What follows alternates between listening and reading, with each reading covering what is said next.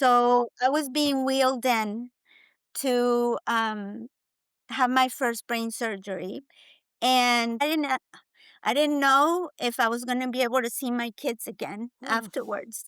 I didn't know if this was going to be it. And again, they're wheeling me in, and my body starts shaking. And why are you shaking? You're fine. You're fine. This is gonna be fine. And Mm. then, but it was just like that. Like, what if I don't see my kids again? Welcome to Rising to Resilience, the podcast where we explore real stories of authentic struggle, strength, and ultimately hope and transformation. I'm Sharon, and I am convinced that resilience isn't just about bouncing back and white knuckling it. It's about who we become in the process of going through really hard things. Each week, we'll be exploring conversations with people who have faced devastatingly hard heartbreak, loss, unexpected challenges. Yet, even through that pain, they've discovered new strength, they've found purpose, and somehow even joy on the other side. If you are in the middle of a storm right now, or if you're just looking for hope and encouragement for the journey, this is a really good place. Here, my hope is that you'll find perspective and resources and practical tools, but also give you something to cling to, because hope is what it's all about. I'm glad you're here. Let's get started. Well, I am delighted to join in a conversation with Nancy Langevin this morning. It is always a pleasure to talk to people who have fascinating stories. And there's so many interesting chapters of your life experience. So before we dive into that, can you share a little bit about where you are today and what's bringing you joy right now? Absolutely. Well, first of all, thank you for having me. It's a pleasure to be here. And right now, I am probably at the happiest moments of my life, honestly.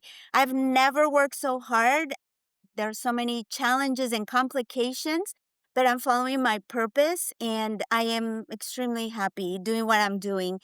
That's an awesome perspective. I think you said that you didn't just have like a second chance, but you've had third chances. And take us back to some of those early versions of what your story looked like. Where did it begin? I was an international elite gymnast and on the way up, ready to go to world championships, and which was a qualifying event for the Olympics. And I broke my back. At that point, my coaches were done. Basically, they feel like, okay, who's next or who do we need to focus our attention? And that was just a turning point for me. I'm originally from Mexico City. So all those years of training and really it was my identity. I'm 15, 16 years old. You feel like that is your life and that's it. So your whole dream, all those hours of training, your aspirations were just taken away like that. And I felt like my life was over. And thankfully, I had a family that was very supportive. My father was like, okay, this happened to you. You get back up. You get back up and you keep going and find what's next. So at that point, I just decided, what can I do? And it was not over for me. I was offered a scholarship here in the US for college, Southern Illinois University. And I really needed to focus more on academics. Hmm. Athletics is really not, you're not just an athlete. There's so many more facets to you. And what is next in your chapter post gymnastics? So I really focus on academics and finding myself there. And when the next difficulty came along, I was diagnosed with lupus. So I have systemic lupus. It's an autoimmune disease that basically affects the whole body. For me, it has affected my kidneys, my heart, my connective tissue, my joints, everything. And suddenly, one of the lupus episodes led to finding that I had a brain aneurysm. So a lot of Wow. adversity along the way. Right. So, how old were you when you realized you had a brain aneurysm? I was 49 when that happened. Wow. 49. And I think that what made it the hardest was that, so I have two beautiful children. They were teens at that point. And Not only was I going through the brain aneurysm, but I was having some marital problems. And after the first surgery for the brain aneurysm, where it was caught on its way to rupture, it was not performed properly, so I had to have a second surgery. So I was dealing with, oh my gosh, if I don't have the second surgery, I could die. I have two young kids. And my ex husband decided to end the marriage. You feel that life is over, basically. What am I doing? How am I going to get out of this? You try to look elsewhere, like for somebody else to give you the answers. And absolutely, you have to have some sort of support and mentors or your family or friends, somebody who can help you get through these moments. And I was very blessed to have that. But I I think I found, even though I'm Catholic and I believe in God, I was not really connected with that part, and I found that inner light. Hmm. That's what really helped me get through all of this, and I can say that for me, it was just a huge turning point. Can you explain more about what that means? Yes, and I can actually remember the day when we were going through the divorce, going through all of that, dealing with the brain aneurysm. And at that point, second surgery was successful, but my life had changed. Oh my gosh, I was married for 25 years, and my identity as a mom, as a wife, as what I was doing was again just taken away from me in a way.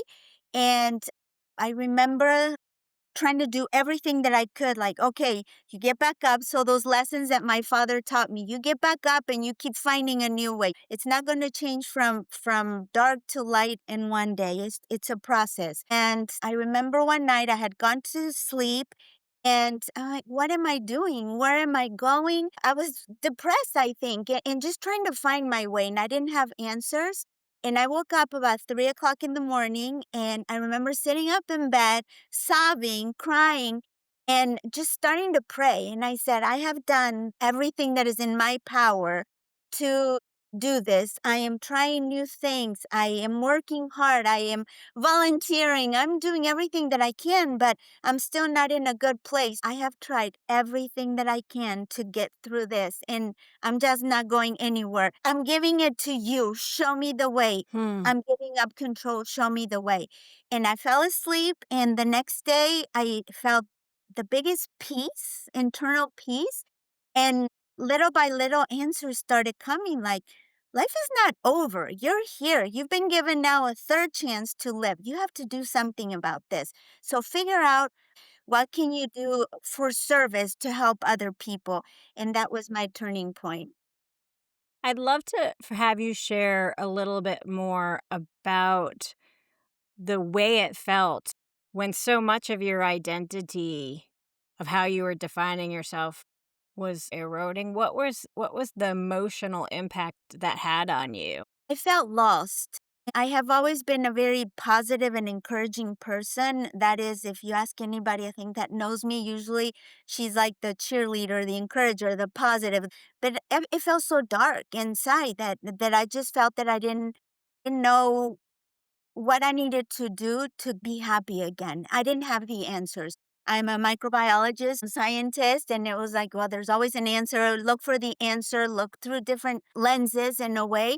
And I was just not able to do that. And I had to, okay, give up control. That's the best way that I can explain it. Give it to God and said, like, okay, I'm ready for you to show me the way. And I know there's something greater and I just don't know where it is. So please show me the way. Mhm. And again, it was like day and night for me that I went to sleep and I was so depressed and down and didn't know how to move forward.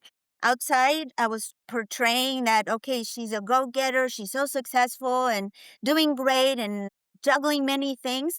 But inside, it was a different story. And once I let go of that control after 10 years, because this was exactly 10 years from now, I feel like I found my purpose. Yeah.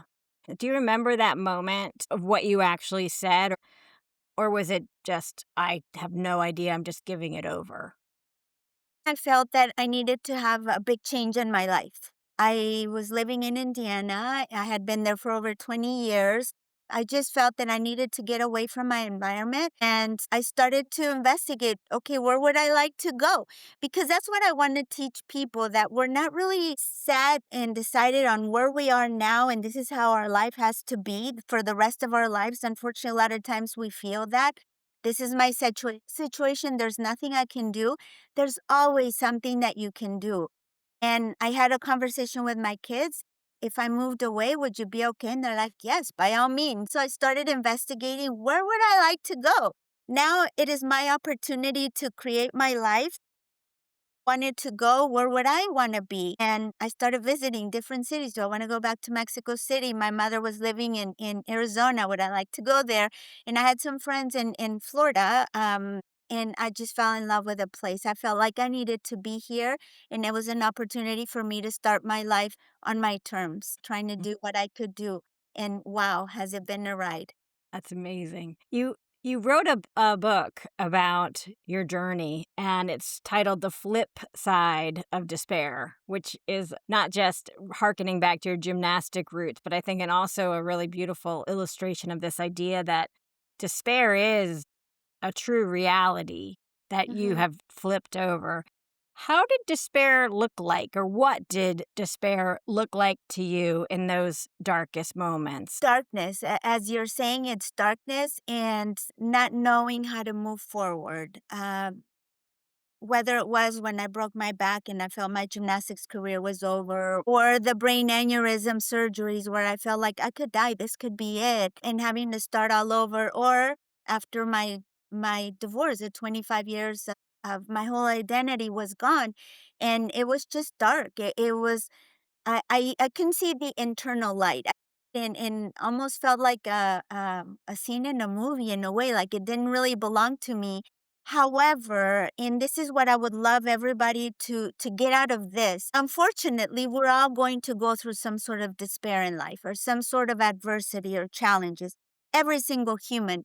But if we see it as an opportunity to learn, what is this teaching me? What can I do? How can I move forward? On the other side, something beautiful is waiting for you to go towards, and no matter what it is, there's something on the other side. There's a lesson for you to learn, and once you learn it, you're going to be able to see, and maybe because you have been through it, you're able to teach others and help them. And that's what I my new purpose and passion have become, Yeah. that I have been through all of this, which was very difficult, but I survived. I have been given a second and a third chance. So I don't want to just waste that away. I want to use it to be able to help others get out of that dark place. I know how to do it with a lot of experience, unfortunately, but now it's my opportunity and I see it as a gift. Yeah, it's interesting to hear your story. And I think in some ways a high achiever like yourself who was disciplined and was used to pushing yourself through adversity and pain. I mean, being an elite gymnast by definition means you were comfortable being in pain, right? And then to have those setbacks, but pulling out of it, and another setback and pulling out of it. I think somebody like yourself who's just a naturally high achiever, those resources in your own personal toolkit are very robust, right? Yet I think it also then means when you hit that lowest of low and the toolkit looks empty, Mhm.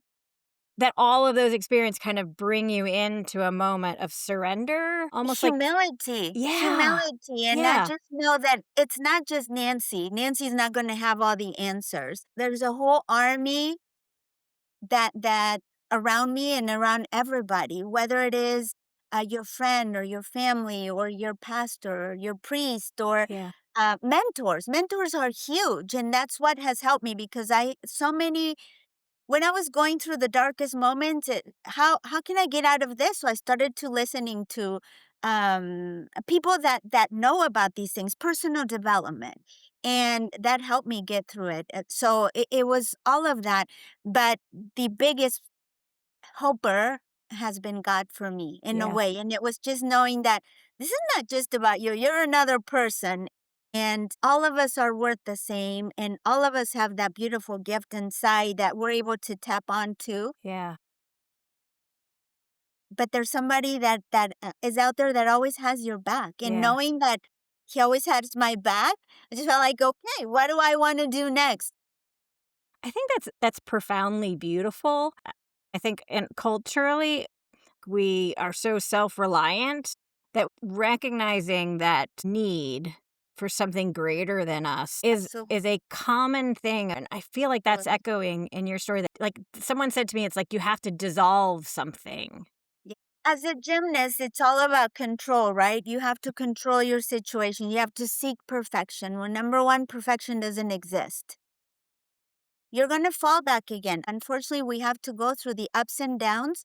But something that I teach is just basically trying to reach that higher level and go through life ascending. So you get back down when adversity hits, again, because it's going to hit all of us. So you get down, but then you get back up. And you don't just get back up to where you were, where you're going on a stable line, but you get back up a little higher and a little higher. And that is the secret, because then you Mm, start saying like, I love my life, I enjoy what I'm doing. And I was at a conference, Ed Milet, who is one of the person I love listening to, and he talks about picturing yourself on your last day here on earth. Do you want to look back with regret, like, oh my gosh, I wish I had done that, or I wish I had stepped out of my comfort zone? Or do you want to go back and say, I am so proud that I got back up and I faced my fears and I gave it all? You want to be able to say, I'm so proud of what I did and all the people that I was able to help, and my life counted.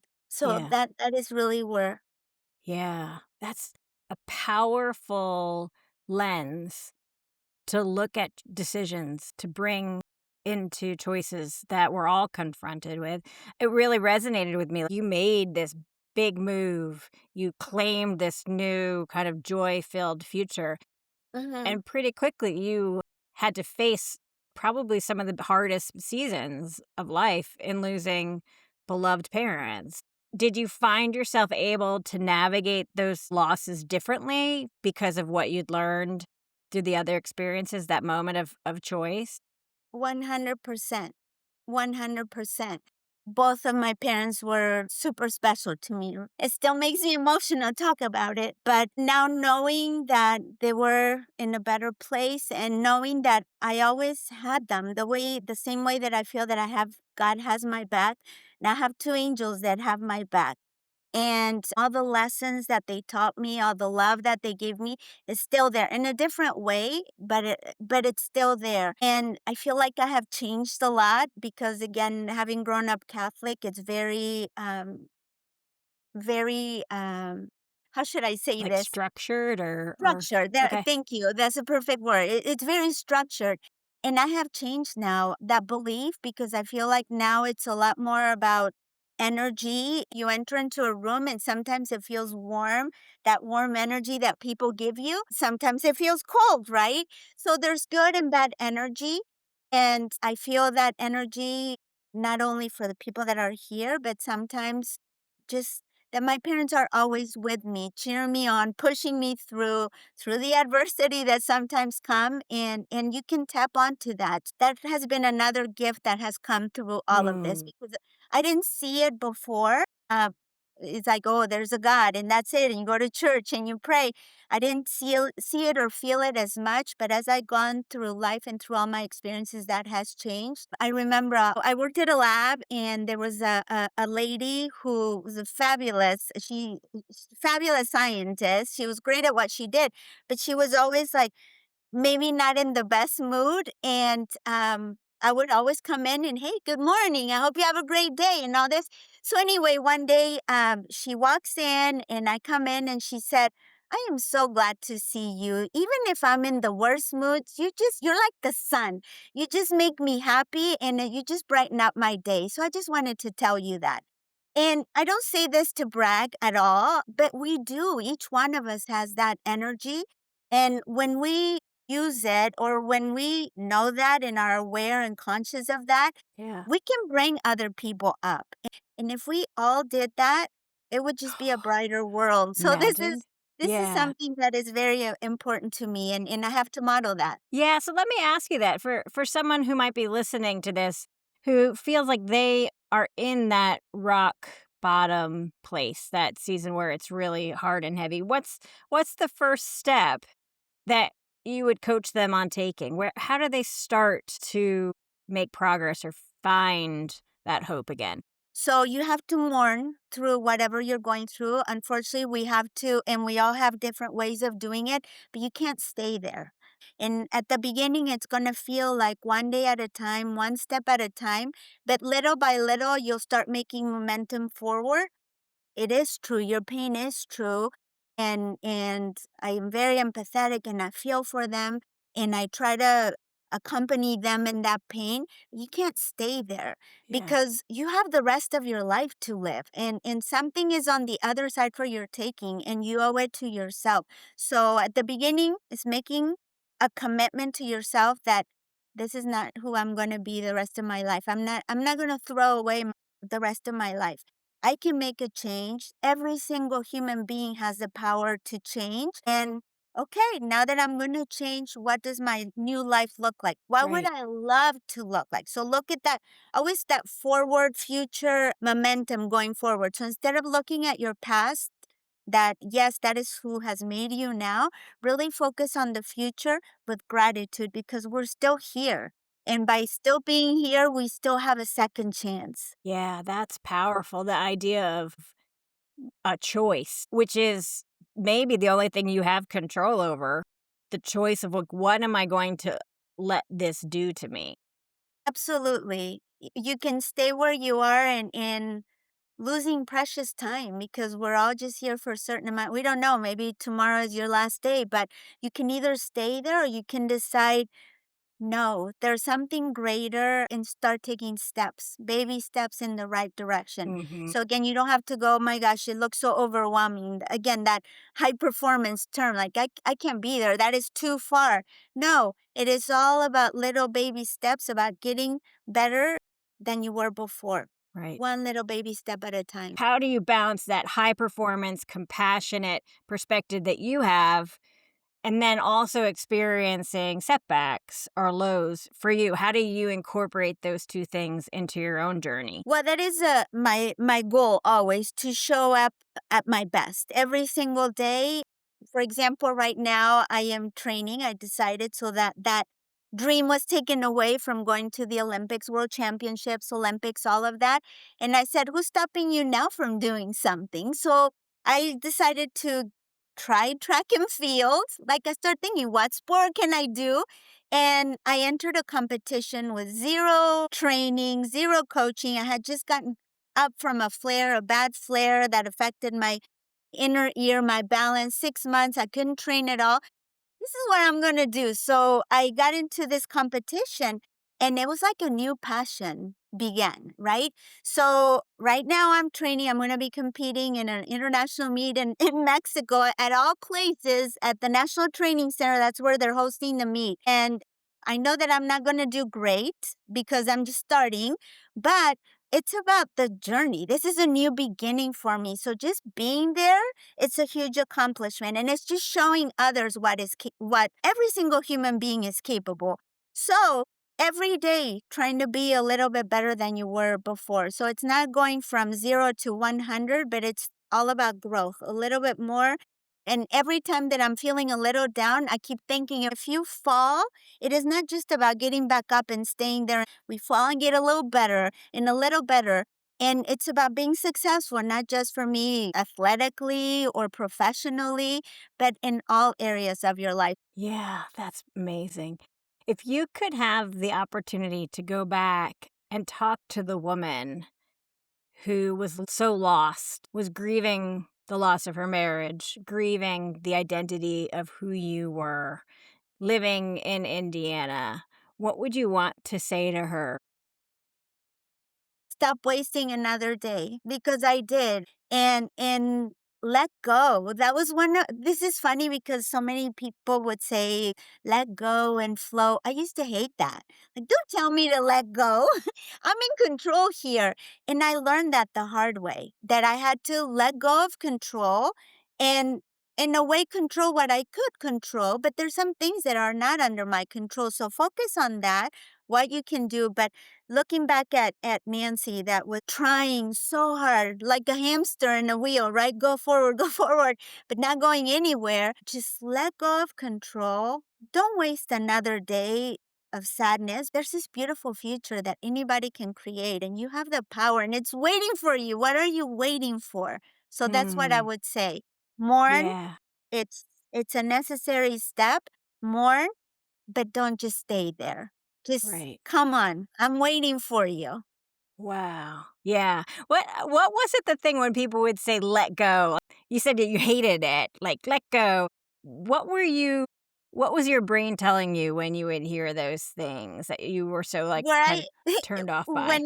When I had a goal or I was like crazy trying to make something happen, and it's like, oh, just let it go. Let it go. I'm like, no, I'm not letting go. I'm finding the answer. Because it was like I have it within me to find the answer. I have it within me to create this, to succeed. And I had to learn that there's so many other things beyond me that go into the equation. I think it comes back to that kind of idea I was asking about. When you are a high performer, just innately in your identity and your personality and your physique and your skills, it's really easy to lean on that toolkit. It's really comfortable because you've done hard things. I had to learn, and that was my turning point as an adult, and what I am doing now, how it has changed. Before it was succeed in your career and keep on going forward. And my biggest lesson that I had to learn that not all the answers were within me, that I had to let go of control.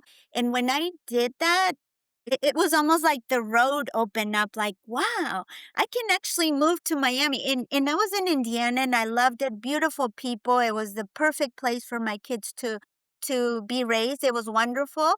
But I missed that diversity. So having been born in Mexico City and then in the US, and I'm all about I love people. I love traveling.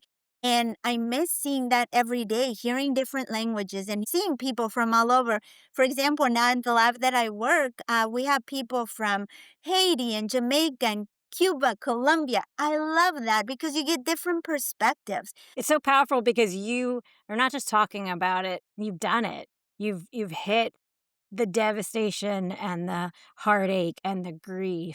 And here you are saying, I'm the happiest, the most fulfilled I've ever been. And it's exciting to know that the Unbound Synergy Academy is available. And can you tell us a little bit about what resources people would find if they look for that? As I mentioned before, when I moved to Miami, I had met this gentleman who was also on the gymnastics national team, but a season before, and we decided to open a fitness training facility. And we really have found this passion for helping other people beyond our gym. So we train at the gym. We have seen how it is not just about fitness, but you have to have the mindset and the emotional component. So all of them together. And that's why Unbound Synergy, all of it comes together to be able to make you a happier, more successful person. Yeah. If somebody right now is hearing your story and feels like it would be impossible to ever be happy again, hearing Mm. your story, It is possible. it is. And it's waiting for you. That's what I want to tell Mm, people. yeah. Every single one of us who are still here, we have been given a second chance. Just waking up today is a second chance. Do you want to waste another day, or do you want to start building that amazing future that is waiting for you? Hmm.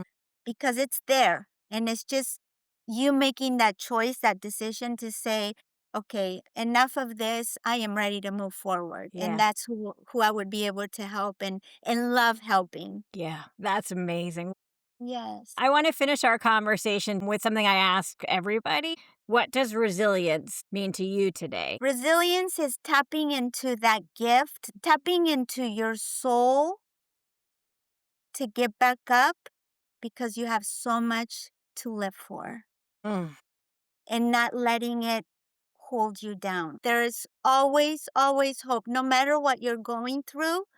Um, before we leave, I wanted to share this story. Yeah. So I was being wheeled in to have my first brain surgery, and I didn't know if I was going to be able to see my kids again afterwards.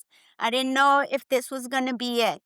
And I went in there, and God gave me a second chance. And when I woke up from the surgery, the surgeon is looking over me, and he said, "I'm so glad we operated. It had already grown and it was on its way to rupture. So basically, they saved my life." I was given a second chance, and I want people to know that you are here. This is your second chance. Don't waste it in sadness. Don't waste it on maybe somebody who's making you feel oppressed or hurt or sad. You're a beautiful soul, and that light within you is ready to shine brightly. So let it shine. Yeah. Thank you, Nancy. If Nancy's story resonated with you, I hope you can hear this. Resilience, it doesn't mean that you can just pretend it doesn't hurt. And it doesn't mean skipping over the grief. It just means choosing not to stay there forever. I think Nancy, she had second, even third chances. But the truth is, every single morning when we wake up, that's ours too. If this episode encouraged you, I ask that you would share it with somebody who might need that reminder today, that today is a chance. And if you're walking through a hard season right now, I really want you to know you're not alone. This is Rising to Resilience, and there's always hope.